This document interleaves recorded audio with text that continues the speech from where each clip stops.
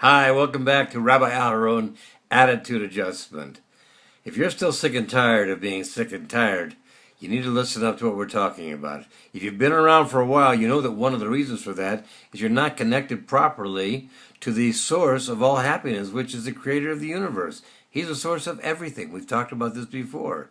So you need to get that through your head first. Now, knowing that, we can take it from there. Now, we've given you several different ways of connecting with the creator of the universe and getting a good connection. Prayer is one of them. Accepting the fact, knowing that everything comes from him, it all has purpose, and that purpose always, ultimately, is for your best. And that speaking to him on a personal basis, in the way of hitbodedut, just like you're talking to a good friend or a father or a good uncle or somebody you're very, very close to, that you tell them how grateful you are for everything that they give you, and you tell them how sorry you are that you've disappointed them in so many ways and what those ways are, and then you ask for what you want, and you try to wrap it in a mitzvah. The fact that what you're asking for can help you to better do things, to help you connect even better to the Creator. Okay, so this is what we're going to go tonight. We're going to do something very, very simple, what I like to call idiot simple. This is one that you just can't miss. Now, let me ask you a glaring question. Who out there is a child of Hashem, a child of the Creator of the universe? Now, if you're pointing around the room and you haven't pointed to yourself, you've missed the major point. You are, as well as the person next to you, your parents, your children, your teachers. Matter of fact, anybody who's one of the 7.5 billion people living, breathing, walking on planet Earth is a child of Hashem. So this is good to know, because we're going to come back to this in just a moment. Now, there was a very famous Rav named Rabbi Akiva, and he lived over 1,000 years ago. Now, Rabbi Akiva said, treat your friends well. And he said it in a way that we can't possibly forget. Love your neighbor as yourself. You've heard this one before, I'm sure. Okay? And one of his students, Hillel, was asked by someone who was trying to mock him, I'll become a Jew if you can teach me the Torah. That's the 5 books of Moses we talked about, the big scroll. If you can teach me the Torah while standing on one foot. And he took the challenge. And he said to him, what is harmful to you, do not do to another. Are you getting the point? Treating people right. It's the key. It's the key to getting close to Hashem. Treating people right. It comes before the prayer. It comes before hitbodedut. It comes before everything we've spoken about. Treating the people around you well. Treating them with respect. We're right now in the middle of the Omer, which should be a very happy time, because we're offering particular sacrifice of grain at the temple, way back when.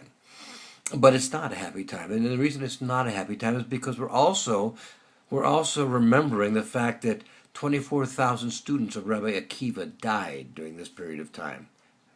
The sages tell us they died not because they weren't righteous, not because they didn't study hard, not because they weren't great Rabbonim, but because they didn't respect one another. So, how does this link to what I was talking about before, about the fact that you are a child of Hashem? Well, let me ask you something. If somebody you knew was just great to your kids, I mean, loved them like you did, treated them like you did, maybe you think they treat them better than you did, then this is the kind of person you'd want to be around. You do what for this person? Anything. You do anything to make this person happy because of the happiness they bring to your children. So, if you would do that, remember, we're all made b'tselem Elokim, in the image of God, in the image of Hashem, in the image of the Creator of the world. And since he has no physical image, it must be his midot, his traits. And this is one of his traits. He loves his children. You, me, the neighbor, the grocer, anybody you can think of. He loves them. So you treat his people right. You treat his children right, and he wants to treat you right. Now this is the first step in moving ahead to all the other things we talked about. Praying, hitbodedut, and all the other things. Master this, and everything will open to you. So if you're truly sick and tired of being sick and tired, here's your first step. Learn how to love the people around you. Learn how to not speak lashon hara. Don't speak bad about anybody. The old adage, if you can't say something good about somebody, don't say something at all. Matter of fact, even be careful when you say something good, because what you think may be good may not, in fact, be in the best interest of that person. So the best thing to do is just love them, do for them, help them.